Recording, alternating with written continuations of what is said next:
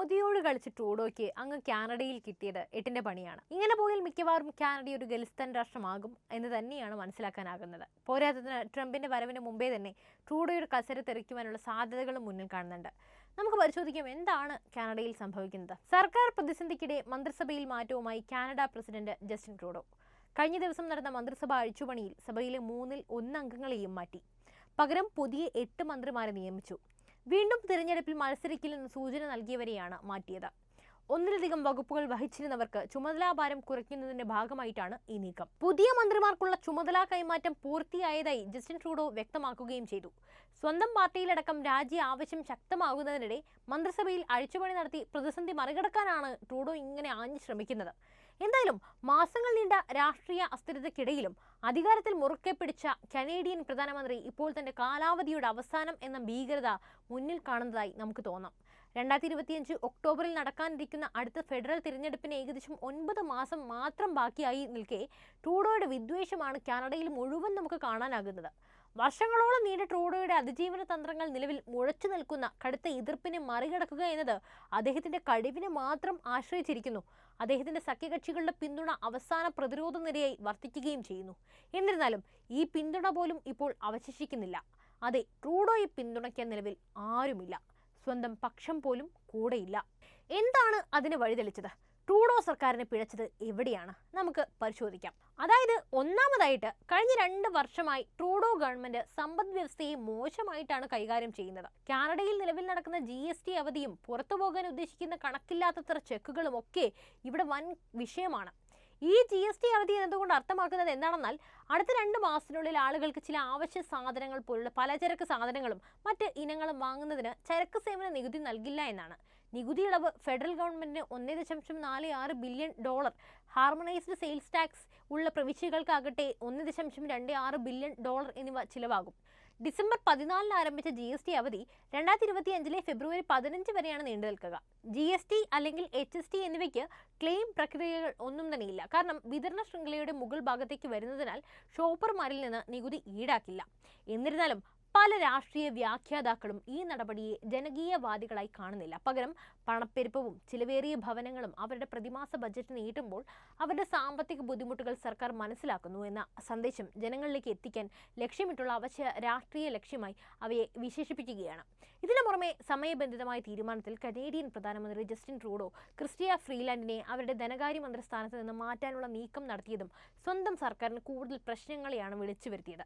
Donald ട്രംപിന്റെ tariff ഭീഷണിയെക്കുറിച്ചുള്ള ആശങ്കകൾ പരിഹരിക്കുന്ന നിർണായക സാമ്പത്തിക പ്രസ്താവന നൽകുന്നതിന് മണിക്കൂറുകൾക്ക് മുമ്പ് ഡെപ്യൂട്ടി പ്രധാനമന്ത്രിയും കൂടെ ധനമന്ത്രിയുമായ ഫ്രീലാൻഡ് മന്ത്രിസഭയിൽ നിന്നും രാജിവെച്ച് പുറത്തുപോയി. സോഷ്യൽ മീഡിയ വഴി പ്രധാനമന്ത്രിക്ക് അയച്ച കത്തിലൂടെ അവർ നടത്തിയ വെളിപ്പെടുത്തലിൽ ധനമന്ത്രി സ്ഥാനം ഒഴിയാൻ ട്രൂഡോ തന്നോട് ആവശ്യപ്പെട്ടതായും തനിക്കൊരു മന്ത്രാലയം വീണ്ടും നൽകുമെന്നും അവർ പറയുന്നു. അതിന് പകരമായിട്ടാണ് അവരുടെ രാജി തീരുമാനം. എന്നിരുന്നാലും അവർ ലിബറൽ MPയെ തുടരുക തന്നെ ചെയ്യും. ഫ്രീലാൻഡിന് ട്രൂഡോയുമായുള്ള വിശ്വാസം നഷ്ടപ്പെട്ടുവെങ്കിലും ഈ നീക്കം നടപ്പിലാക്കിയ രീതി ഒരു ഹാം ഹാൻഡഡ് ആണെന്നാണ് കനേഡിയൻ മാധ്യമങ്ങളോട് സംസാരിച്ച നിരവധി രാഷ്ട്രീയ നിരൂപകർ പറയുന്നത്. എന്തായാലും ഇതിനെ തുടർന്ന് ന്യൂ ഡെമോക്രാറ്റിക് പാർട്ടിയുടെ അഥവാ NDPയുടെ നേതാവും ഒരിക്കൽ ലിബറലുകളെ അധികാരത്തിൽ നിർത്തിയ നിർണായക സഖ്യകക്ഷിയുമായ ജഗ്മീത് സിംഗ് ട്രൂഡോയുടെ സർക്കാരിനെ താഴെ ഇറക്കാനുള്ള തന്റെ ഉദ്ദേശം പ്രഖ്യാപിച്ചിട്ടുണ്ട്. ശീതകാല അവധിക്ക് തൊട്ടു പിന്നാലെ ജനുവരി 27-ന് ഹൗസ് ഓഫ് കോമൺസിൽ അവിശ്വാസ പ്രമേയം അവതരിപ്പിക്കാനുള്ള പദ്ധതി സിംഗ് പ്രഖ്യാപിച്ചിരിക്കുകയാണ്. ഒരു അവിശ്വാസ പ്രമേയം ആസന്നമായിരിക്കുകയും സ്വന്തം അണികൾക്കുള്ളിൽ അതൃപ്തി പടരുകയും ചെയ്യുമ്പോൾ ട്രൂഡോ ഇനി എന്ത് ചെയ്യുമെന്നാണ് ഉയരുന്ന ചോദ്യം. കാനഡയുടെ ഭാവി ഇനി എന്താകും? നമുക്ക് പരിശോധിക്കാം.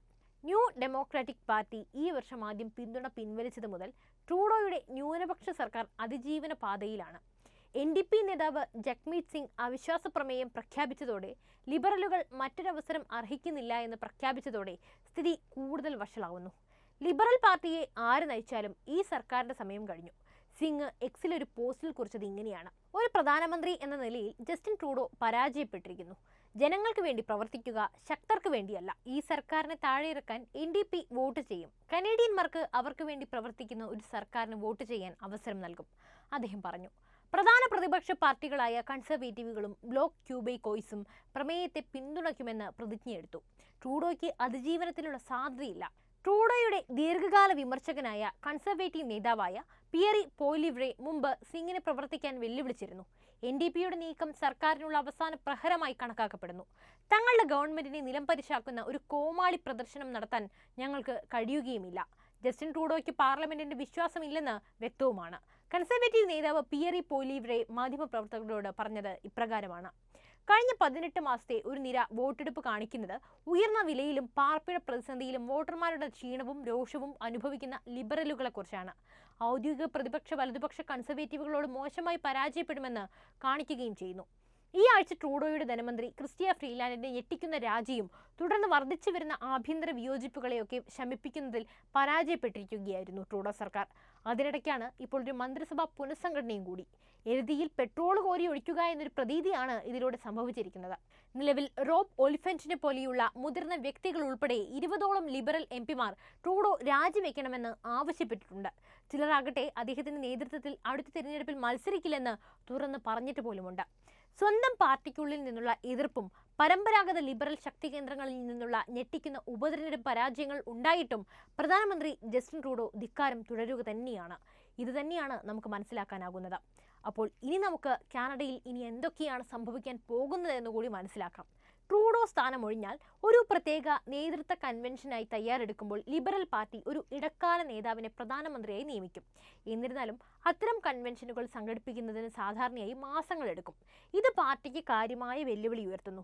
കൺവെൻഷൻ അവസാനിക്കുന്നതിന് മുമ്പ് ഒരു തിരഞ്ഞെടുപ്പ് നടന്നാൽ പാർട്ടി അംഗങ്ങൾ തിരഞ്ഞെടുക്കാത്ത ഒരു ഇടക്കാല പ്രധാനമന്ത്രിയുടെ കീഴിൽ തിരഞ്ഞെടുപ്പിലേക്ക് പോകുന്ന അഭൂതപൂർവമായ സാഹചര്യത്തെ ലിബറലുകൾ അഭിമുഖീകരിക്കും.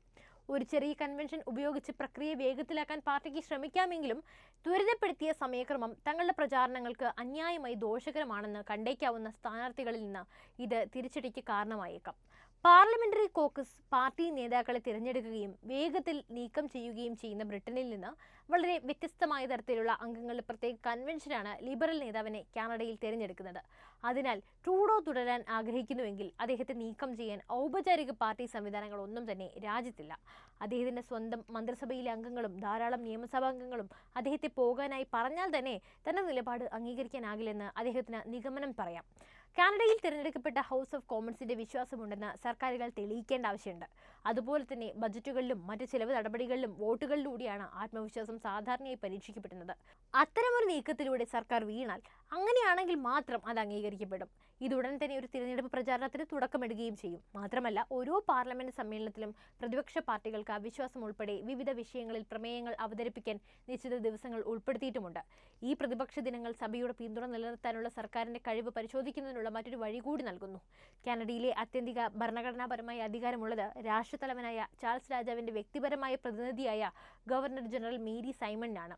അവർക്ക് വേണമെങ്കിൽ ട്രൂഡോയെ നീക്കം ചെയ്യാൻ സാധിക്കും. എന്നാൽ യഥാർത്ഥത്തിൽ ഇങ്ങനെയൊന്നും സംഭവിക്കാൻ പോകുന്നില്ല. ഇത്തരത്തിൽ ഇപ്പോഴും കോമൺസിന്റെ വിശ്വാസം നിലനിർത്തുന്ന ഒരു പ്രധാനമന്ത്രിയെ ഗവർണർ ജനറൽ അങ്ങനെയൊന്നും പിരിച്ചുവിടില്ല.